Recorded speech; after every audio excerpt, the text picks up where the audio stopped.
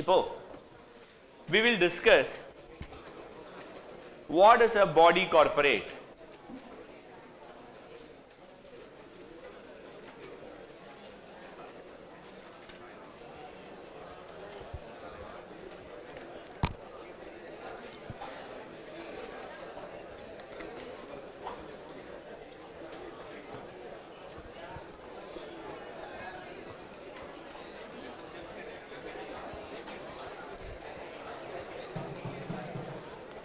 Can you tell me what is a body corporate?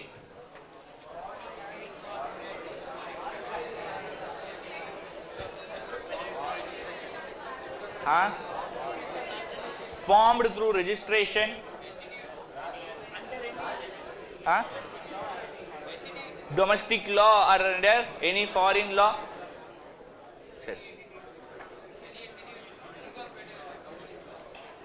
Any entity which is incorporated under Companies Act. Appa company na enna? Appa body corporate company rendu onna? Legal entity. I will tell you very simple. What is a body corporate? Anybody who is having a corporate form of structure is called as a body corporate. What is a body corporate? Anybody who is having a corporate form of structure is called as a body corporate. Come on, tell me, what is meant by corporate form of structure? Corporate form of structure na, number one, you should have come into existence by any incorporation or registration procedure. You should have come into existence by any incorporation or registration procedure. Number two, you should have separate legal entity. Number three, you should have perpetual succession. Abadi highlighting an important features of a body corporate in number one, it should have come into existence by through any incorporation or registration procedure. Number two, tell me friends, it should have separate legal entity. Number three, it shall have perpetual succession. In the features, if it is there in any entity for that matter, it shall be regarded as a body corporate. It shall be regarded as a body corporate. Are you all getting my point? Now listen, partnership firm, body corporate. Because number one, it does not come into existence through any registration procedure. First you come into existence, later if you want, you go and register under the Partnership Act. Response. Sorry. Partnership firm ku perpetual succession, huh? No. Partnership deed is silent now. One partner mar gaya, firm mar gaya. If the partnership deed is silent, one partner mar gaya, entire firm mar gaya, firm gets dissolved. Yes or not? Yes, limited liability partnership. Limited liability partnership. If you go through Limited Liability Partnership Act, you will find that an LLP can come into existence only through a registration or incorporation procedure. LLP is having separate legal entity. LLP is having perpetual succession. Now tell me friends, LLP body corporate or not a body corporate? Body corporate. LLP is a body. One person company. How and one person company comes into existence? Through a registration or incorporation procedure. Correct? Next, one person company, is it having perpetual succession? Yes. Is it having separate legal entity? Yes. About one person company, is it a body corporate? Yes, it is a body corporate. Everyone, section 2 class 11 defines what is a body corporate. It says body corporate. It says body corporate includes. It says body corporate includes a foreign company.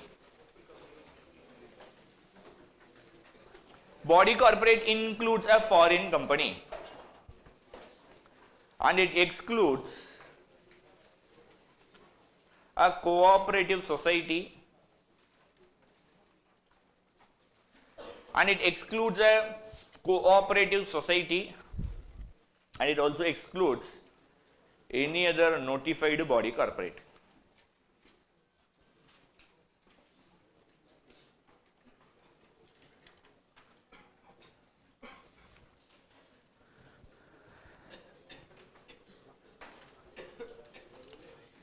Now tell me,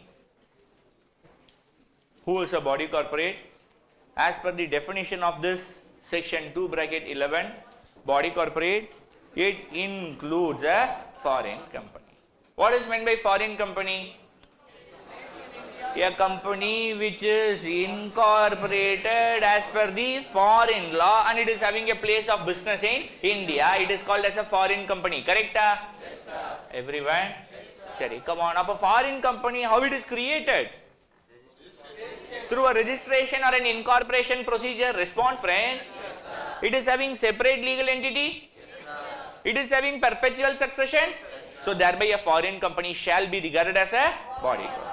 Foreign company must be regarded as a body corporate. Why should the Companies Act define a body corporate?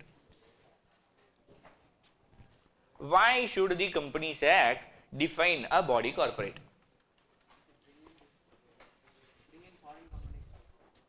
To bring foreign companies into the scope. So what is it going to achieve by bringing the foreign companies into the scope? Right. For taxation? No, taxation is tax law. Features. Features are not given by Companies Act. Features, they are principles. They are based upon the long-standing principles.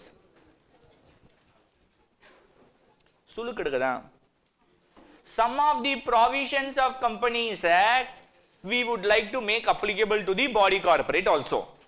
Not all the provisions. Some provisions of the Companies Act we would like to make it applicable to the body corporate also. Respond, friends.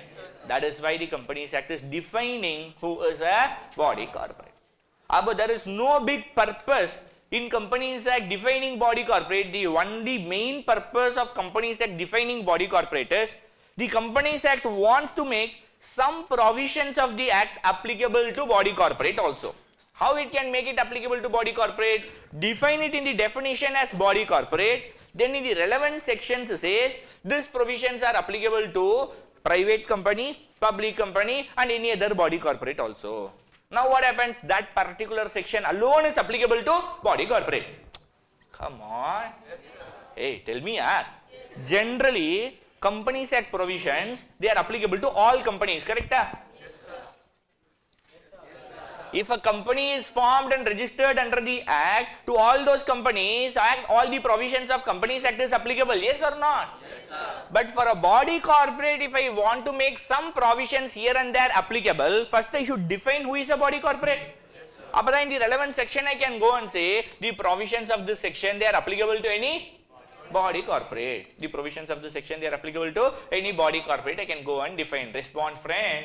So this is the main object why the Companies Act have defined what is a body corporate. Next, government company. What is a government company? In which not less than 51% of the paid up capital is held by central government or state government or partly by central government and one or more state governments. Same definition. Same definition. Earlier which was there under section 617 of the Companies Act 1956. It is now placed in 2 bracket 45 of Companies Act 2013. Same definition. There is no difference in definition, same definition. What is the definition? In which not less than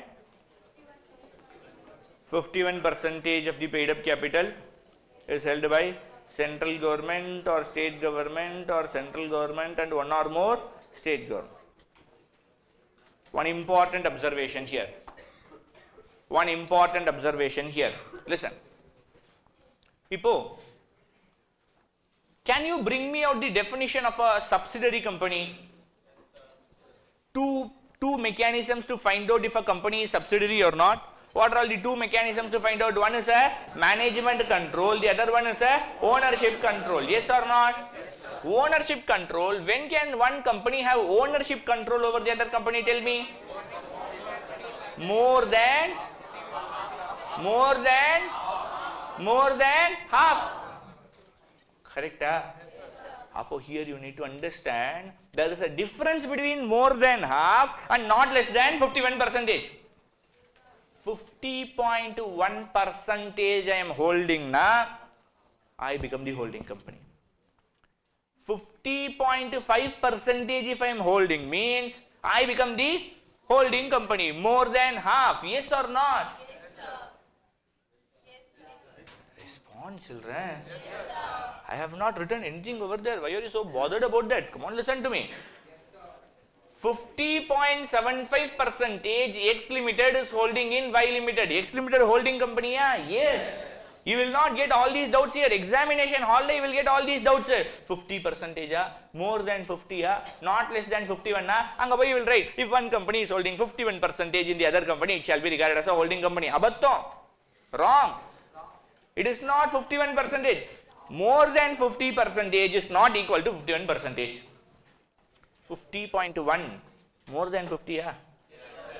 Possible, yes, everywhere. Yes, there is a company which is having a paid up capital of 10 lakhs. I am having 5 lakh and 10 rupees worth of shares in that company. 5 lakh and 10 rupees. Now tell me, am I a holding company? Yes. And a government company, you will not say more than half, not less than 51% of the paid up capital. Minimum 51% is held by the government, you will call it as a government company. Are you getting this difference everywhere? Yes, sir. Honestly? Yes, sir. Sorry. So, with this, we bring an end to this topic. I have included two more definitions. One is an associate company, the other one is a dormant company. Just you can go through the definition.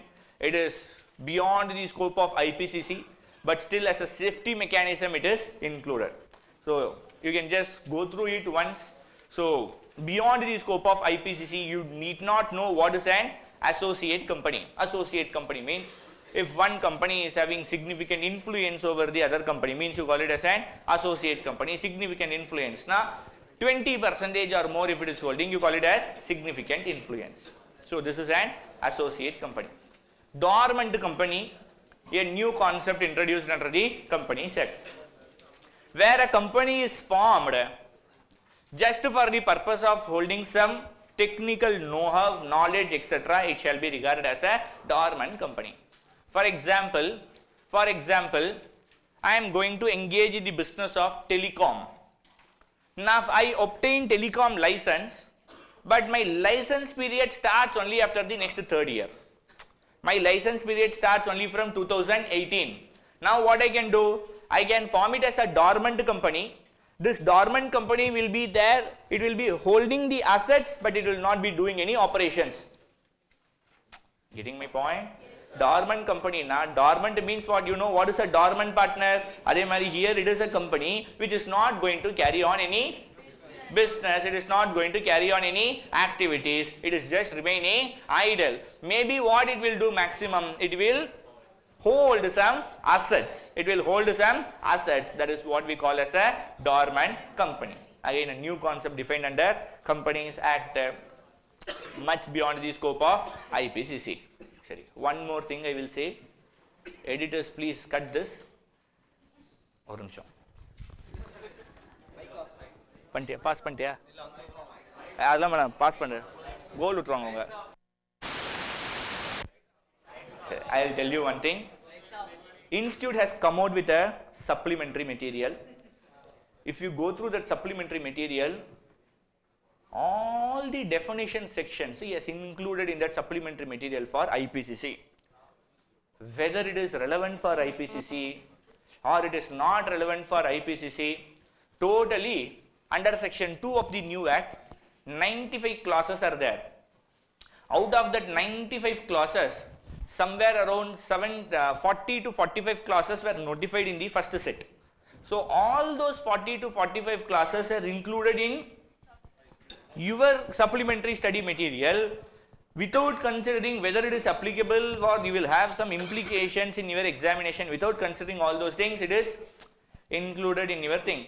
So, now don't go through supplementary study material and then just say this was not taught, this was not taught, because without application of mind, everything which has been given under the definition is placed under your thing. All definition you read at this level, na final level what you will read. So, some definitions are earmarked for Final, he will be defining what is free reserves, wherein you will not be having much utilization for free reserves. Then he will be defining what is an associate company. He will be defining what is a court. He is defining what is a contributory. You don't have relevance at this place. He will be defining who is a chartered accountant, cost accountant, company secretary, not relevant for you at this level. Final level audit provisions are there. For them it is important. Anyways, now we bring an end to this topic, various types of companies.